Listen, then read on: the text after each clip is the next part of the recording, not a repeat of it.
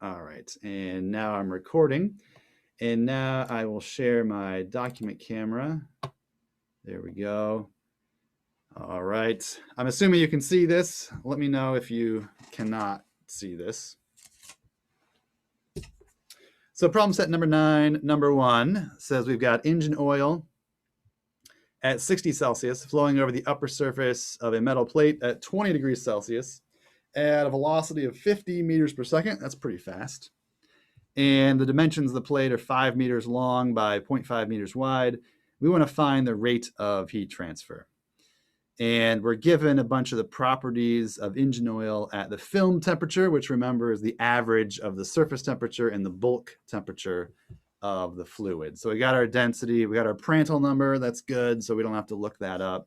We got our thermal conductivity, and we got our kinematic viscosity, which we'll need to calculate the Reynolds number.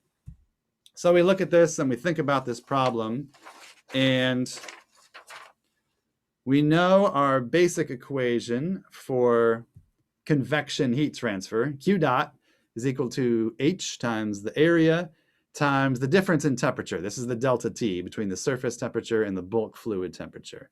So that's great. We're trying to find this, but we can't find that because we don't know this. We don't know the convection heat transfer coefficient.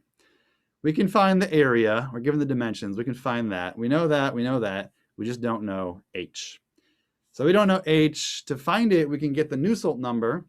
But to get the Nusselt number, we need to know the Reynolds number. So the first step would be to, well, the first step is to understand the problem. Second step is to make sure you have the Prandtl number, because you're going to need that eventually. And it's just something you look up in a table. And usually the next step after that is to calculate the Reynolds number. So we have an equation for the Reynolds number. The Reynolds number is the velocity of the fluid times the characteristic length, which we said last time is the dimension of the plate in the direction the fluid is flowing. So it's like the streamwise length of the solid surface. That's called the characteristic length, L sub c. So we know both of those, and we divide that by the kinematic viscosity.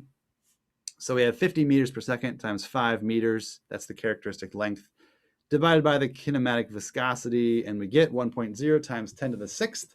Remember, it's a dimensionless number. These units cancel out, all of them do, to make the Reynolds number, like the Prandtl number and the Nusselt number, dimensionless. They don't have units by design, the intention.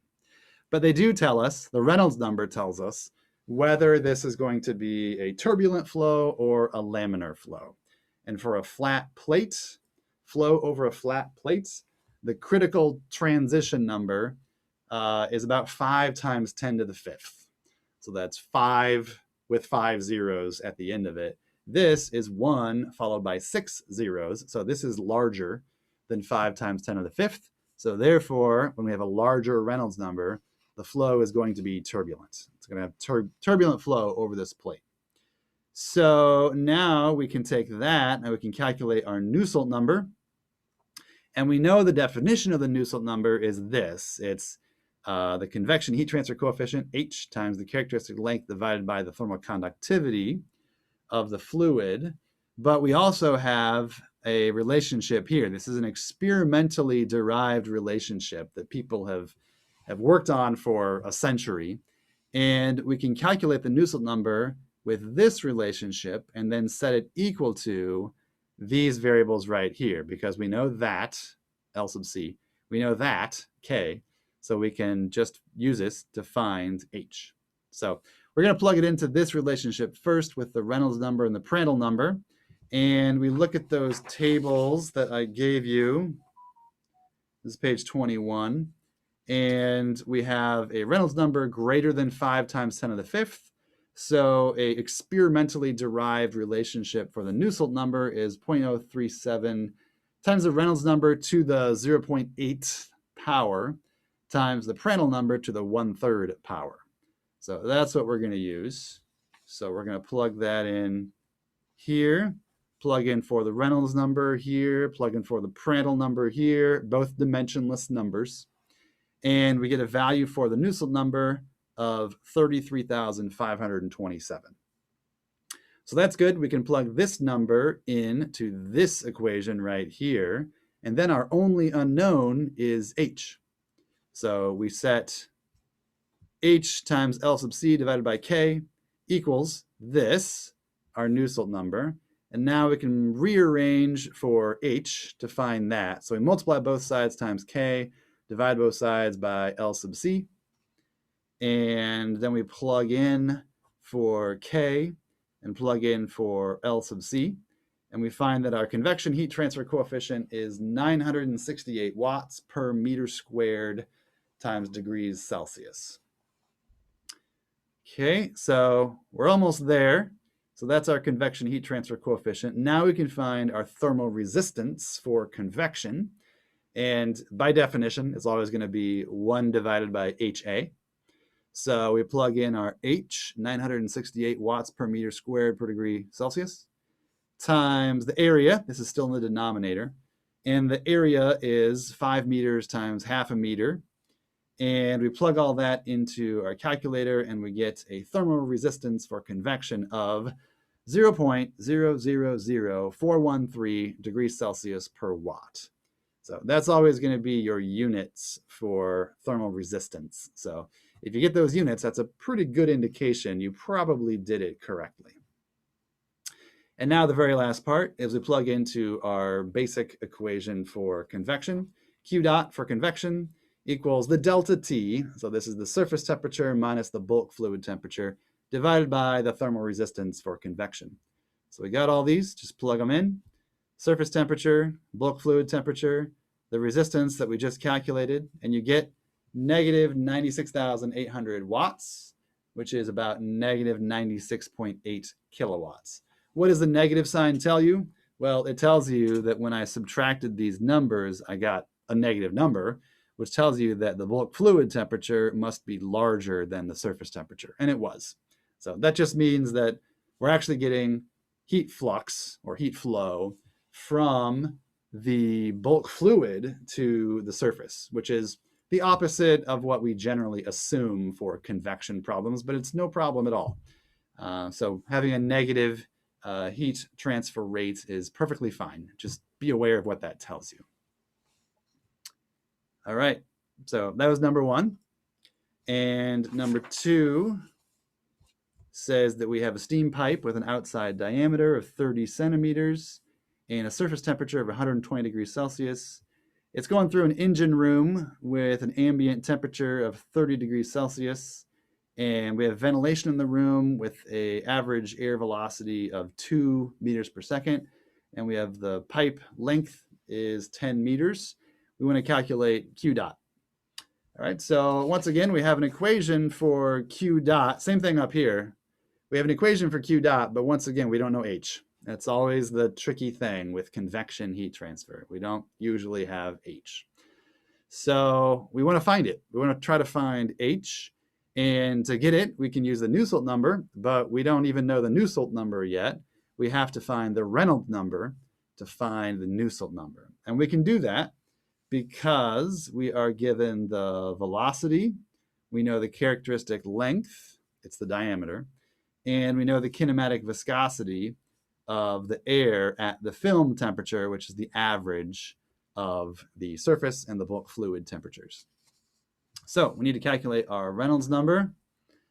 It's the velocity times the characteristic length, which in this case is the diameter.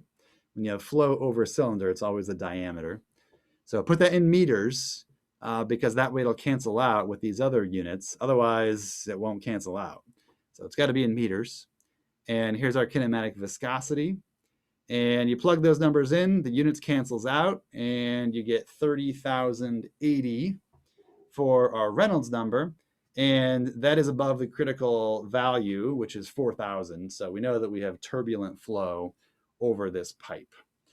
So now we can use our value for Nusselt number given in this table. So it was, what was it again? It was about 30,000. So we're going to use, we're in this regime, this area. So we're going to use this equation for the Nusselt number. 0.193 times the Reynolds number to the 0.618 power times the Prandtl number to the 1/3 power. Again, that's just that's just experimentally derived. There's no way you can take this from first principles. There's no way you can derive this. There is no derivation of this. It's just based on experiment. In this range of Reynolds number, this comes pretty close to what the experimental Nusselt number is found to be. Okay, so here's our equation for the Nusselt number. Here's what I just said. So we plug in our value for the Reynolds number, and we plug in our value for the Prandtl number, which was given in the problem. And we get a Nusselt number of 101.2. And once again, we say, well, that's equal to the definition of the Nusselt number, which is h times the characteristic length divided by k. So rearrange this equation to solve for h, because we know that and that. So rearrange for h, and we get our Nusselt number times k divided by L sub c. Plug in those numbers with units, and you'll find that the value works out to 9.7 watts per meter squared times degrees Celsius. Notice those are the same units that we got for h up here in the first problem. So if you get these units for convection heat transfer coefficient h, that's a pretty good indication that you did the problem correctly. So now all we have to do, there's only 2 steps left. All we have to do is plug that into our equation for the thermal resistance for convection. So that's 1 over HA. There's our H, and here's our area. So we gotta plug in values for our area of our pipe. It's a pipe now, and the area is the outside area of the pipe. So what's the surface area of that pipe? Well, it's the circumference of the pipe times the length of the pipe. So the circumference is pi times the diameter, that's the circumference of a circle, times the length of this pipe. So we've got pi, and here's the diameter of that pipe, and here's the length of that pipe. So all of these multiplied together gives us the surface area of the pipe. So I multiply those together, and I cancel out the units, and I get a thermal resistance for convection of 0.01094 degrees Celsius per watt. And once again, that's the units that we expect for thermal resistance. So we're pretty confident that we did the problem correctly. So now all we do is plug that in to our basic heat transfer equation. And when we're talking about convection, it's the delta T, which is the surface temperature minus the bulk fluid temperature. We know both of those, so plug those in.